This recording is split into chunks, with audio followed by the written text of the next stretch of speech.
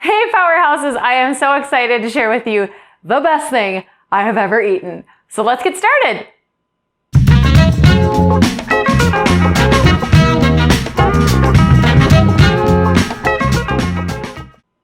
Today I'm going to show you how to make sweets and beets, my favorite. So to get started, we've got some sweet potatoes and some beets. These are red beets. And rule of thumb, we want to have the same amount of sweet potatoes to beets. So this looks like a pretty close match. So we're going to get started. First thing we're going to do is grease up our pan. I am using coconut oil. And we want to make sure to get the corners because they tend to burn. Not sure why.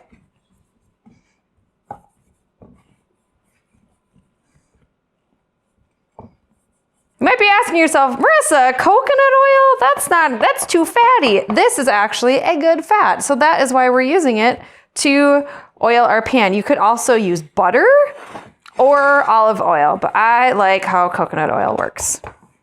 You might be thinking, beets? Seriously, Marissa? And I'll give you that. A lot of times if you don't cook beets properly, they taste like dirt. So that's why they get a bad reputation. So some people say, oh, they're messy, they're gonna leave stains, it takes too much work. So I'm gonna give you 3 tips today to make your beet experience easy. Number 1, we don't have to peel them. So we're just gonna remove the top part here, where the sprouts come out. And if there's a skinny end, we would cut that off, but these don't have one. So, no need to peel.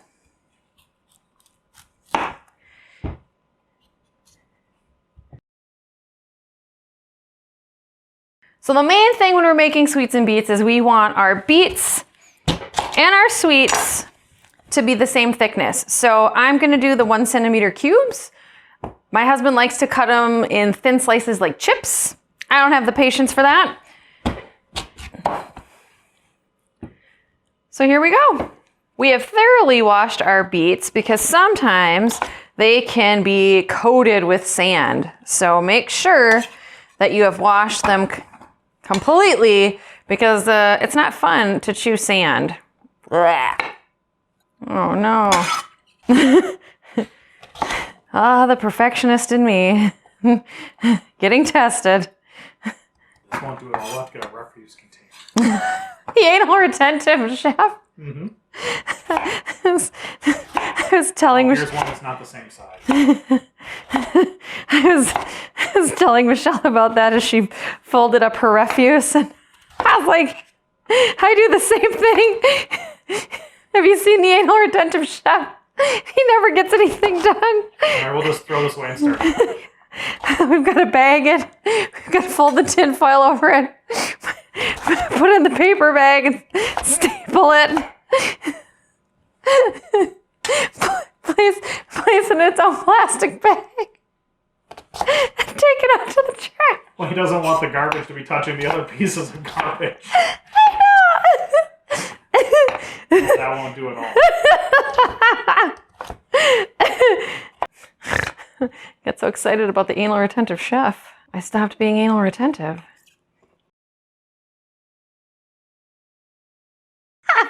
All right, now it's time to cut our sweet potatoes. Same thing, we're gonna cut off the ends. No need to peel them. Peels are good for you, and it saves on time.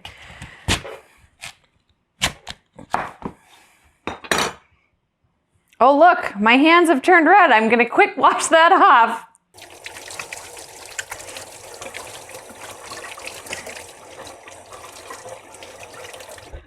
Much better.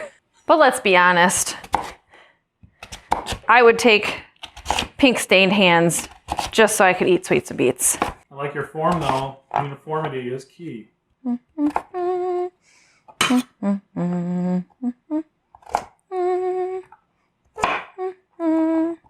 Sometimes you'll have blemishes on your sweet potatoes. So like right here and here, they might turn a funky color when you cut them. So we'll just chop them off right now. See how it's got some black spots in there? We don't want to eat that. So we're going to cut it off.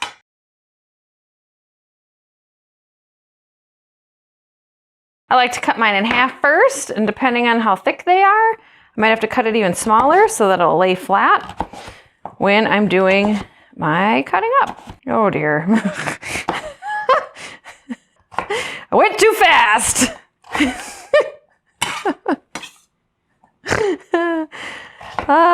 The recovering perfectionist and aspiring good enougher. See how it's getting like that gross sort of brown? We're just gonna cut the ends off a little bit further so that we don't have that, because that will not taste good.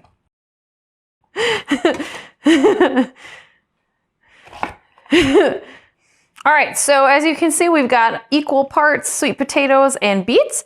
They're all relatively the same size. It does not need to be perfect. To prevent the mess, number one, we don't have to peel, and number two, we need to wash our cutting board right away so that it doesn't stain.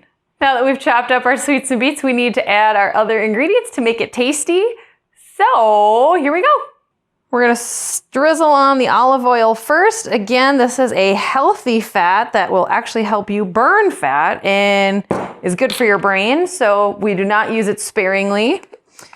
And I've got some ground sea salt here and some fresh ground pepper. Do you like it, a pepper? Just enough to cover it. And then our balsamic vinegar. This is the key to make it sweet.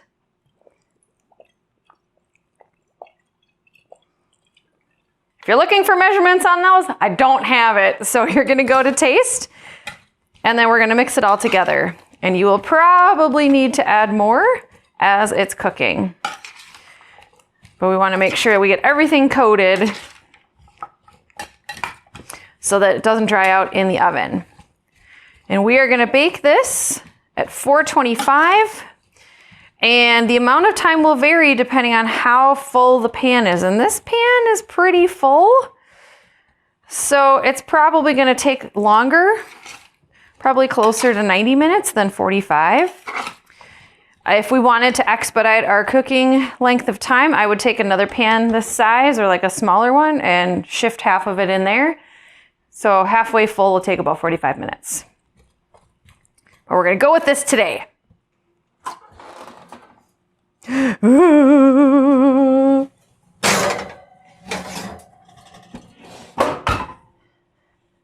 gonna set my timer to check it and stir every 20 minutes. Your third tip is the cooking length for both sweets and beets. And we're not cooking them like regular potatoes, in which case you can just stick a fork in them and they're done. We have to cook these way longer than that because otherwise they're not gonna taste sweet at all. If you don't cook them long enough, the beets will taste like dirt. So we're going to let our tongue lead us, or our taste buds lead us, and we will be periodically checking the taste of the beets to see if it's done, because they will look like they're done, but they won't taste like it yet. So if your beets have tasted like dirt in the past, you just didn't cook them for long enough.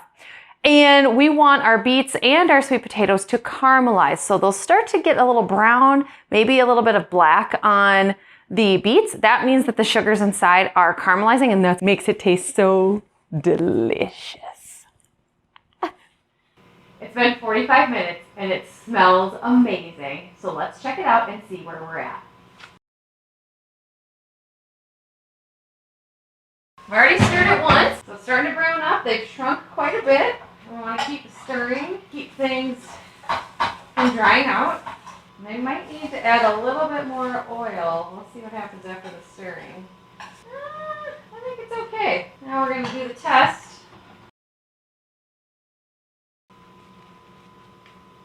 Oh, not ready! And that was just the sweet potato. I'm not even touching the beets, but they're not going to taste good either. Back in you go. Okay, let's check and see if it's ready. Ooh, look at that. So you can see we're starting to get the caramelization. We've got some browning of our sweet potatoes, and it's starting to brown up on our beets. This is a sweet potato. Sweet potatoes are done. Let's check a beet. Oh, still tastes like dirt. All right, we've got work to do. I'm gonna add a little bit more salt, a little bit more oil. Don't want them to burn. Give it a good stir. So if you'll notice, it's already shrunk by half, and it's been about an hour and 15 minutes, give or take. So you'll see over here, it's starting to stick to the bottom. So that's why I've got this nice metal spatula to scrape it up so they don't get stuck and burn. Okay, I think we'll go 20 more minutes and hopefully the beets will be done by then. Yay! Ooh, I think they're ready. Let's see. Ooh. Oh yeah, that's the stuff. And if you look down here, you can see like, this is what we're going for, this level of caramelization. Again, I'm gonna stir it one last time so they don't get stuck to the pan. You might need to add a little bit more salt, which will bring out the sweetness. This one's a huge hit at family gatherings, which is why I'm making this video, because I just had 2 requests in the last week for our recipe for sweets and beets. So just remember that when you eat this, this was like almost 12 cups of food that cooked down. So, you know, like I break it into fourths and I'm like, this is how much I can eat. Otherwise I'd eat the whole pan and then feel terrible afterwards. So it's cooked down quite a bit, folks.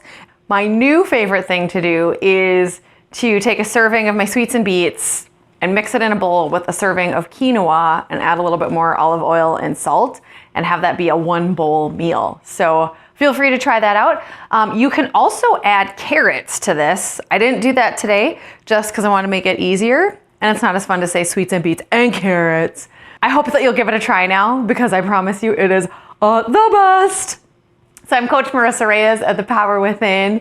And if you love this recipe, share it with your friends. I've got lots more on CoachMarisa.com, so you can check them all out. I promise that every recipe on my website meets my rigorous standard of excellence for deliciousness, ease of preparation, and crowd appeal. I hope you liked the video. If so, give it a like, and I'll see you next time on The Power Within, where we empower you body, mind, and soul.